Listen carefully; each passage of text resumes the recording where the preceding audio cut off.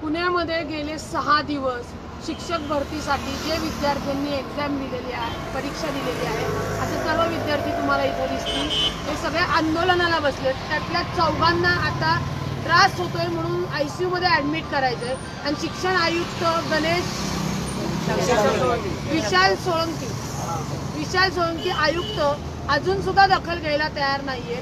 जर या भावी शिक्षकांचे जे अडचणी आहेत त्यातल्या जर शिक्षकांना काही झालं आणि जीवानिशी गेलं तर याला जबाबदार कोण? इथे पुण्यातले पालकमंत्री येऊन गेलेले आहेत. अनेक इतर पक्षातल्या लोकांनी सुद्धा पाठिंबा दिलेला आहे. तरी सुद्धा शिक्षण मंत्री विनोद तावडे हे काही इथे लक्ष द्यायला तयार नाही. यांच्या मागण्या पूर्ण करण्यासाठी ठोस कुठलं आश्वासन द्यायला तयार नाही. त्यांच्या मागण्या एवढ्याच आहेत की तुम्ही जी भरती घेतली, आम्ही बेरोजगार होतो, तुम्ही भरती घेतली, आम्ही परीक्षा दिली, ती भरती त्यांनी लवकरात लवकर करावी आणि आम्हा बेरोजगारांना तुम्ही रोजगार द्यावा. एकीकडे मोदींनी सांगतात की मी 2 कोटी बेरोजगारातल्या रोजगारांना रोजगार दिलाय. इथे सगळे रोजगार करणारे लोक तुम्हाला दिसतील कसे बेरोजगार बसलेले आहेत. हे फक्त तुम्हाला फेसबुक लाईव्हवर का सांगण्यात येते की जास्तीत जास्त लोकांनी हे बघून या शिक्षक लोकांना पाठिंबा द्यावा आणि विनोद तावडेंना एवढा व्हिडिओ बघून तरी अक्कल यावी की आपण ज्या खुर्चीला जबाबदार आहोत, ज्या ही लोक जी आंदोलन करतात तो प्रश्न तुमच्या अखत्यारात येतो. त्यांना तुम्ही कुठलं तरी ठोस आश्वासन द्यायला पाहिजे. ते कुठलीही बाकीची मागणी तुमच्याकडे करत नाहीयेत. इथले स्थानिक पोलीस सुद्धा इथं यांना यायला तयार नाही. म्हणजे तुम्ही आंदोलन करताय तर तुम्ही इथं मरा अशा अवस्थेसाठी त्यांनी ठेवलेले. फक्त जनतेने धडा घ्यावा की सरकार, मी आयुष्यात असं कधी बघितलेलं नाहीये. सरकारचं काम आहे ज्या कुठल्या आंदोलनं मागण्यासाठी जर आंदोलक बसले असतील तर त्यांना भेटणं गरजेचं आहे. त्यांच्या आंदोलक राहत असतील तर त्यांना ठोस आश्वासन देणं गरजेचं आहे. त्याची प्रक्रिया करणं गरजेचं आहे. तर यातनं फक्त बोध घ्यावा. आणि मी सगळ्या माझ्या फेसबुक मैत्रिणींना आव्हान करते की यांचा हा व्हिडिओ आपण जास्तीत जास्त शेअर करावा. म्हणजे त्या विनोद तावडेंना कुठेतरी अक्कल येईल सोशल मीडियातनं की यांचे प्रश्न आपण मार्गी लावले पाहिजे. आणि जर याच्या पुढे या 2 दिवसामध्ये खरंच यांचे प्रश्न मार्गी नाही लावले तर महाराष्ट्र नवनिर्माण सेना आपल्या भाषेत उत्तर देऊन ते प्रश्न मार्गी लावायला सांगेल. हे मी टाळ्या वाजण्यासाठी नाही, पण तुम्हाला सांगते आम्ही ज्याच्यात हात घालतो त्याच्यात काम केल्याशिवाय होत नाही. फक्त आमची पद्धत वेगळी आहे. आम्ही आता विनंती केलेली आहे, निवेदन दिलंय. याच्या पुढे हात सुटलेले असतील त्याची जबाबदारी विनोद तावडे यांच्या मंत्रिमंडळाची असेल. एवढंच इथं तुम्हाला सांगतो. शिक्षक भरती झालीच पाहिजे. शिक्षक भरती झालीच पाहिजे. एकाच टप्प्यात 24,000. अरे एकाच टप्प्यात 24,000. अबकी बार 24,000. तो म्हणतो 24,000ची तारीख कशी देऊ? PA म्हणतो.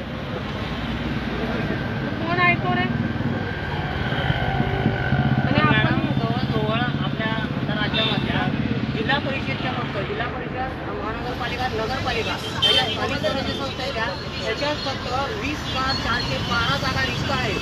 रिक्त पद आहेत. एवढी पदं फक्त 1 ते 8ची म्हणजे 1ली ते 8वीच्या वर्गाच्या फक्त एवढ्या जागा रिक्त आहेत. तर 1ली ते 8वीचा वर्ग म्हणजे 6 ते 14 वयोगट आहे. 6 ते 14 वयोगटातील मुलांना शिक्षण हे मोफत आणि सक्तीचं मिळालं पाहिजे असं भारतीय राज्यघटनेचं कलम 45 त्याच्यानुसार सांगितलंय. तसंच NCERT ऍक्ट 2009चा आहे.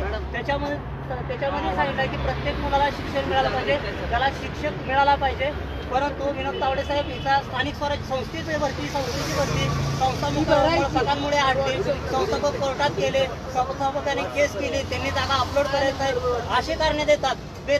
वक्तव्य करतात. त्यांना काही कळत नाही असं म्हणलं तरी हरकत नाहीये. कारण आता 20,412 जर जागा फक्त नगरपालिका, महानगरपालिका म्हणजे स्थानिक स्वराज्य संस्थेला, स्थानिक स्वराज्य संस्थेची तरी भरती हा शासन करू शकतं. कारण ह्याचा अधिकार शासनाला आहे.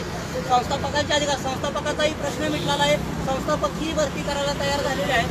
तर आता त्यांचा मार्ग, त्यांची वाट बघण्यापेक्षा जेवढ्या जागा संस्थापकांच्या येतील तेवढ्या येतील. परंतु झडपीच्या, नगरपालिकेच्या आणि महानगरपालिकेच्या ह्या ज्या 20,412 जागा आहेत त्या माहितीचा अधिकार ऑक्टोबर 2018 मध्ये आम्हाला 25 ऑक्टोबरला माहिती मिळाली आहे. तर त्यानुसार ज्या ह्या 20,412 जागा आहेत ह्या तरी जागा भरायला काय हरकत आहे किंवा ह्याची तरी भरती प्रक्रिया लावायला काय हरकत आहे? कंप्लीट नाही म्हणतात, त्यांचं काम आहे ना. आपण भरून देणार आहे का त्यांना? करतच नाही. शिक्षण मंत्री हे पगार कपात करा ना मॅडम. 24,000 शिक्षक भरतीची शिक्षण मंत्र्यांनी घोषणा केली.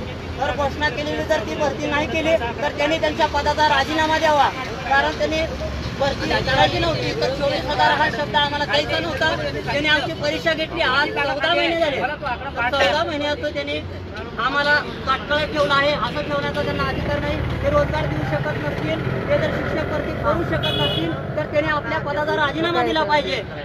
आणि मनसेने ह्या आमच्या प्रश्नामध्ये आम्हाला साथ देऊन आमच्या बरोबरीने लढताय त्याबद्दल मनसेचा आभार मानतो. आणि खूप धन्यवाद.